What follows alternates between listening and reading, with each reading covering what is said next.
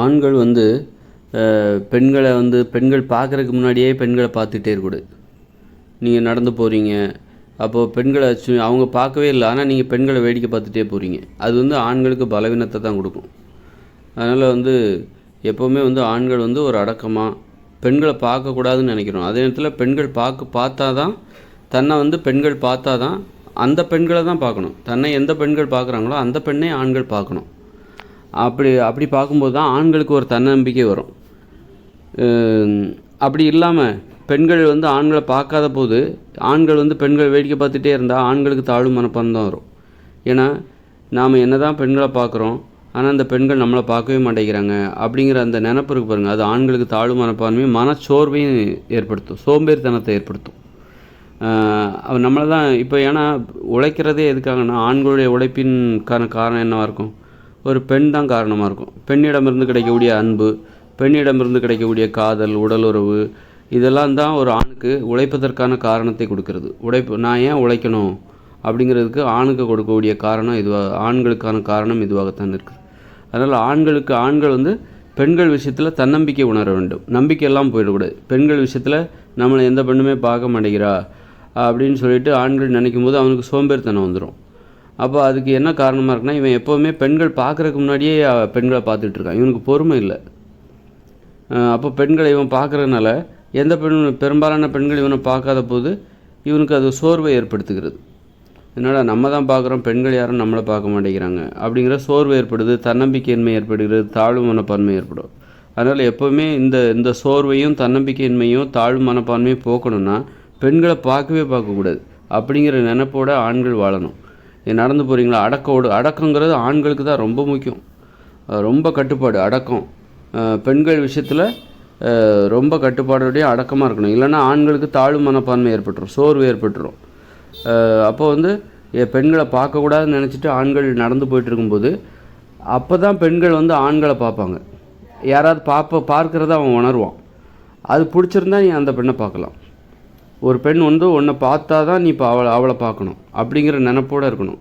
அதுக்கு முன்னாடியே போய் ஒரு பெண்ணை பார்க்காத, ஒரு பெண்ணை வந்து நீ வேடிக்கை பார்க்காத. ஒரு பெண் வந்து ஒரு ஆணை பார்க்க வேண்டும். அப்படியே அந்த ஆண்கிறவன் தன்னை பார்க்குற பெண்ணை தான் அவன் பார்க்கணும். அப்போ தான் அவனுக்கு தன்னம்பிக்கை ஏற்படும். அப்படி ஒரு பெண் வந்து ஒரு ஆணை பார்க்கும்போது அந்த ஆண் வந்து தன்னை பார்க்குற அந்த பெண்ணை பார்க்குறான்ல, அப்படி பார்க்கும்போது அந்த பெண்ணுக்கும் தன்னம்பிக்கை ஏற்படும்.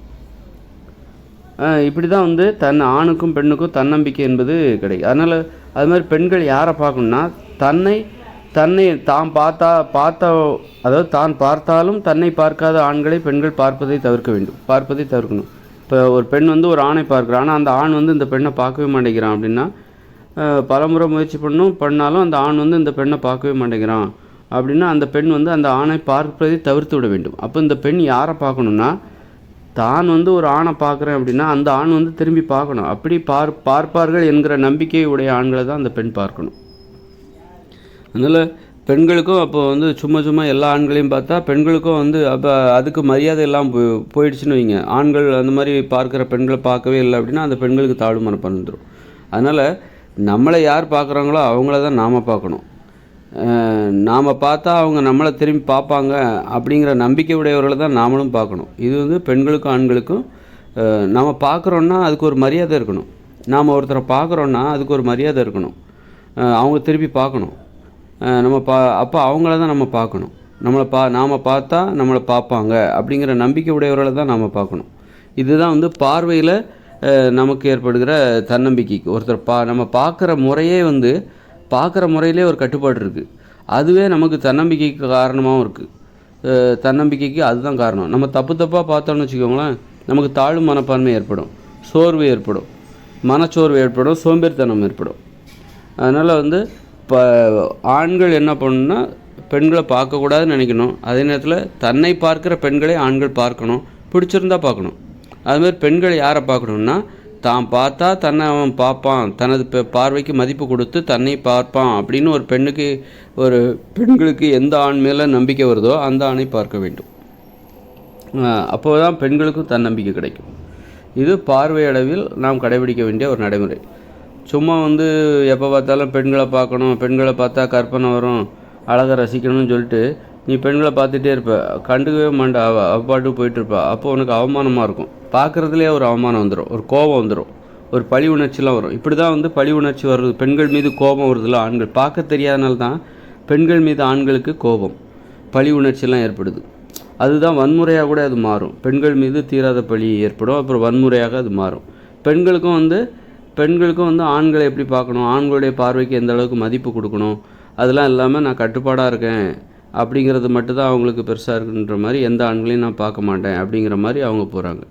அப்படி அப்போ அதனால் ஆண்கள் பொறுமை இழந்து என்ன பண்ணுறாங்க, பெண்கள் யாருமே ஆண்களை பார்க்க மாட்டாங்க, அவங்களுக்கு அந்த சுதந்திரம் இல்லாமல் அவங்கள அடிமைப்படுத்தி வச்சுருக்காங்க, அதனால் நாம் தான் அவங்கள பார்க்கணும் அப்படிங்கிற மாதிரி பெண்களை வந்து ஆண்கள் பார்த்துட்ருக்காங்க. அந்த மாதிரி அது பெண்கள் சுதந்திரமாக இருக்கும்போது தான் இங்கே அவர்களை அடிமைப்படுத்தி வச்சுருக்காங்க. அப்படிங்கும்போது பெண்கள் வந்து ஆண்களை பார்க்குறக்கே பயப்படுறாங்க. ஆண்களை பார்த்தாக்கா நம்மளை தப்பானவ அப்படின்னு கதை கட்டிடுவாங்க. அப்படிங்கிறனால பெண்களுக்கு அந்த பார்க்குற விஷயத்தில் ரொம்ப பயந்து போய் இருக்கிறதுனால ஆண்களுக்கு பொறுமை இழந்து விடுகிறார்கள். இந்த பெண்கள் எப்போவுமே நம்மளை பார்க்க மாட்டாங்க, நாம தான் அவங்கள பார்க்கணும் அப்படின்னு சொல்லிட்டு ஆண்கள் பொறுமை இழந்து பெண்களை பார்க்குறாங்களா, அப்போவும் பெண்கள் வந்து ஆண்களை பார்க்குறதில்ல. அப்போ ஆண்களுக்கு ஒரு தாழ்வு மனப்பான்மை ஏற்படுது, கோபம் வருது, தன்னம்பிக்கை இல்லாமல் போகுது, பொறுமை நிதானம் இழந்து விடுகிறார்கள். அப்போ தான் பெண்களை வந்து கையை பிடிச்சி எடுக்கிறது, பலாத்காரம் பண்ணுறது, இதெல்லாம் ஏன் வருதுன்னா, அந்த பெண்களுக்கு எப்படி வந்து ஆண்களோடு அந்த ஒத்துழைப்பு கொடுப்பது, அந்த ஆண் பெண் பாலியல் உறவில் சுதந்திரமாக இல்லாமல் அடிமைகளாக இருக்கும்போது ஆண்கள் பொறுமை இழந்து விடுகிறார்கள். இங்கே வந்து காதலிக்க மறுப்பது, காதலிக்கவே கூடாது என்கிற எண்ணத்தோடு பெண்கள் இருப்பது, இப்படியெல்லாம் இருக்கும்போது பார்க்கக்கூடாது, ஆண்களை பார்க்கக்கூடாது. அப்படி ஆண்கள் பார்த்தா ரொம்ப அதுக்கு எதிர்மாறாக ரொம்ப சுதந்திரமாக இருக்கும். பெண்கள் ரொம்ப அடக்க ஒடுக்கமாக இருக்கும்போது ஆண்களுக்கு கோபம் வருது, பொறுமை இழந்து போகிறது. அதனால் பொறுமை இழந்து பெண்களோட கையை பிடிக்கிறது, இப்படிப்பட்ட நடைமுறைகள்லாம் நிகழ்வதற்கு ஆண் பெண் உறவில் உள்ள அந்த சுதந்திரம் இல்லாமல் ஒரு காரணமாக இருக்கிறது. அதனால் முழு சுதந்திரத்தையும் கொடுத்தா தான் ஆண் பெண் உறவுங்கிறது வந்து அந்த சரியான கட்டுப்பாடு என்கிற அந்த அந்த கட்டமைப்புக்குள்ளே ஆண் பெண் உறவு என்பது உள்ளுக்குள்ளே வரும்.